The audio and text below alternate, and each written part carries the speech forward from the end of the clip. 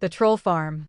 The notification chimed, a bright, cheerful sound utterly at odds with the darkness that had consumed Debbie Duncan's world for the past 17 days. 17 days since her son, Jay, vibrant, mischievous, 19-year-old Jay, vanished without a trace after a night out in Tenerife. 17 days of frantic searches, tearful pleas to the media, sleepless nights haunted by unimaginable scenarios, and the gnawing void where her child should be. Please subscribe to my YouTube channel. This notification, however, wasn't an update from the Spanish Guardia Civil or the UK liaison officer. It was a direct message on a platform she barely understood, sent to the hastily created Find Jay Slater page. The sender's profile was a blurry anime avatar. The message contained no text, only a single image attachment. Debbie's thumb hovered. Every alert sent a jolt of adrenaline through her, hope warring with dread. She tapped. The image loaded slowly. It showed a dimly lit concrete room. A figure slumped against a wall, head bowed, hands seemingly bound in front. The clothes were familiar, the dark t-shirt, the jeans Jay wore the night he disappeared. The build was similar. The hair was Jay's. Her breath hitched, a strangled gasp escaping her lips. Jay? For a millisecond, a horrifying wave of relief washed over her. He was alive. Then, the details crashed in. The posture was unnaturally stiff. The lighting was flat, artificial. And the face, when she zoomed in, trembling fingers struggling to steady the phone, the face was subtly wrong. It was Jay, yet not Jay. It was a grotesque digital puppet, his features clumsily grafted onto another body, the shadows manipulated to imply captivity and injury. It was a fake. A cruel, sickening fake. A wave of nausea, hotter and more violent than any she'd felt before, surged through her. She doubled over, the phone clattering onto the kitchen table. This wasn't just absence anymore. It was violation. Someone had taken her son's image, the image she cherished, the image she prayed to see alive again, and twisted it into a tool for torture. They digitally kidnapped him all over again. What is it, Deb? Gary, Jay's stepfather, rushed into the room, alerted by her cry. His face, already etched with exhaustion, paled further seeing her distress. She couldn't speak, just pointed a shaking finger at the phone. Gary picked it up, his expression hardening from concern to fury as he took in the image. Please subscribe to my YouTube channel. Jesus Christ, he breathed, his knuckles white around the device. Who? Why would anyone? The why became horrifyingly clear minutes later. Debbie, steeling herself, logged into the page's public feed. The fake image hadn't just been sent to her privately, it was proliferating. Dozens of comments, hundreds maybe, under updates pleading for information. Looks cozy. Bet he owes someone money lol. Kidnapped? More like hiding from his dealer. Send nudes Jay. Oh wait, can't, tied up haha. £50,000 ransom? His mum can't afford that.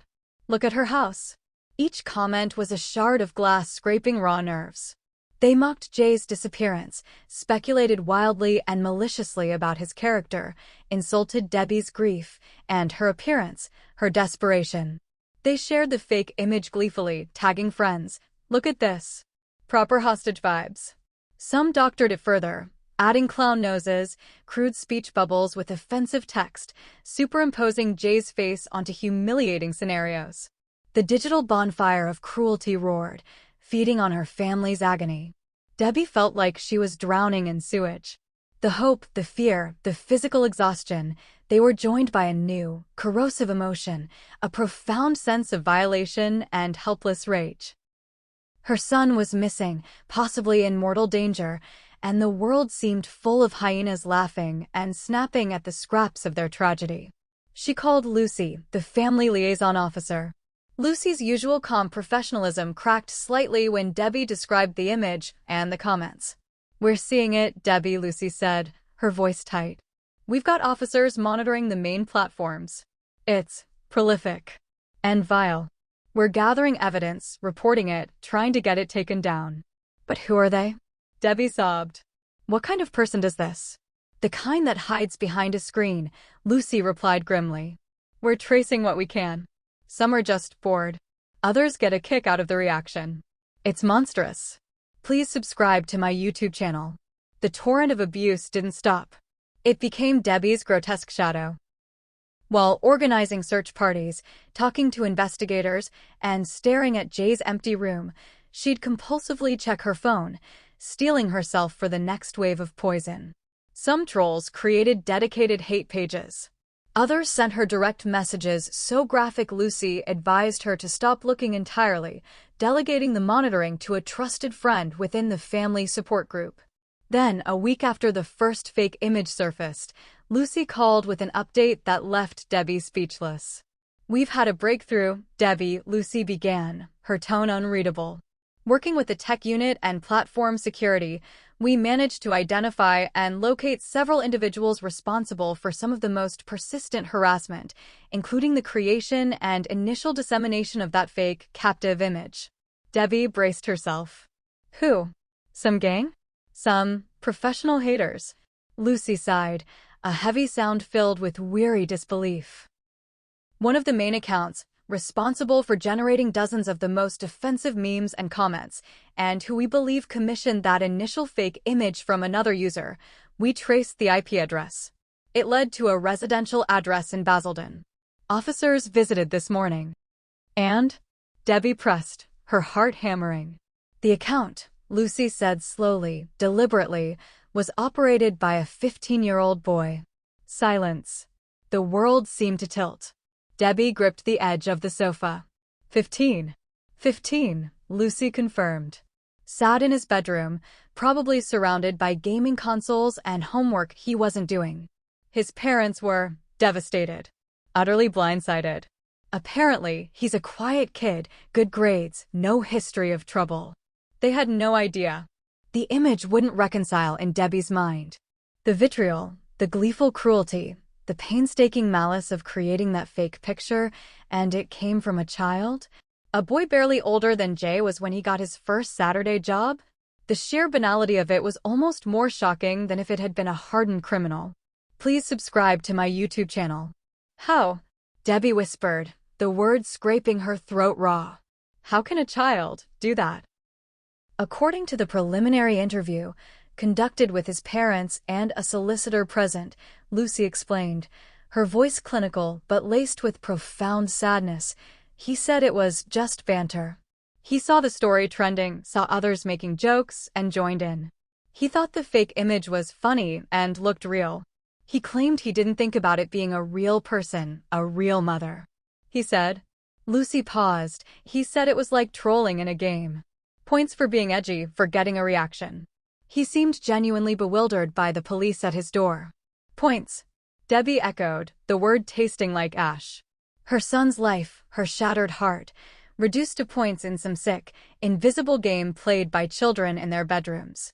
The violation deepened, twisting into something colder, more terrifying. It wasn't just malice, it was profound, desensitized stupidity. A generation raised on a diet of online anonymity and consequence-free cruelty, where human suffering was just another meme template. Other identifications followed. Several key harassers were under 18. Others were older, but often living isolated, unremarkable lives, their online personas vessels for a bile they'd never dare express face-to-face. The troll farm, as Debbie started bitterly calling it in her head, wasn't staffed by masterminds, but by the bored, the lonely, the immature, and the morally vacant, operating in an ecosystem that rewarded shock value and punished empathy. The police action led to arrests. The 15-year-old was released under investigation. Others faced charges related to malicious communications and harassment. Some platforms finally took swifter action, taking down accounts and images. The immediate, overwhelming wave of the most graphic abuse subsided slightly, like a receding tide leaving behind a scum of lingering nastiness. But the damage was irrevocable. The fake image of Jay, bound and broken, was seared onto Debbie's retinas, a grotesque counterpoint to the real memories of his smile. The comments echoed in her quiet moments, the mocking laughter, the baseless accusations, the sheer, casual inhumanity of it. Please subscribe to my YouTube channel. The revelation about the 15-year-old haunted her most of all.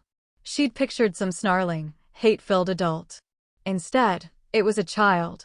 A child who saw her son's potential tragedy as entertainment fodder. It forced her to confront a darkness not just in individuals, but in the digital landscape itself. A place where empathy eroded, where consequences felt unreal, where the line between a cruel joke and psychological torture became fatally blurred. One sleepless night, scrolling through the few supportive messages amidst the lingering dregs of hate, Debbie found herself staring at a photo of Jay, aged about 14. He was grinning, holding a football, his eyes bright with uncomplicated joy. She thought of the 15-year-old in Basildon. Had he ever looked like that? Full of potential, not poison? What switch flipped? Was it the anonymity? The lack of seeing a mother's tears in real time? The desensitizing scroll of endless, disconnected content? She closed the app, the glow of the screen the only light in the room. The fight to find Jay continued, a desperate, physical battle against terrain and time. But now, Debbie fought another battle, against a chilling realization. The monsters weren't always under the bed or lurking in foreign shadows. Sometimes, they were just kids in bedrooms, disconnected from reality, playing a game where the only losers were real people drowning in real pain. And the scariest part? There were thousands more just like them, logged in, scrolling, waiting for the next trending tragedy, fingers poised to type the next cruel joke, to create the next fake image, utterly unaware of the human wreckage they left behind in their quest for online points. The real horror wasn't just Jay's disappearance, it was the terrifyingly fertile ground where such casual, youthful cruelty could grow, hidden behind screens, nurtured by a world that often forgot the weight of a single, vicious click. The troll farm, she realized with a shiver, was vast, and its youngest workers were just children playing in a field of thorns they didn't understand could draw real blood. Subscribe the channel to get such videos.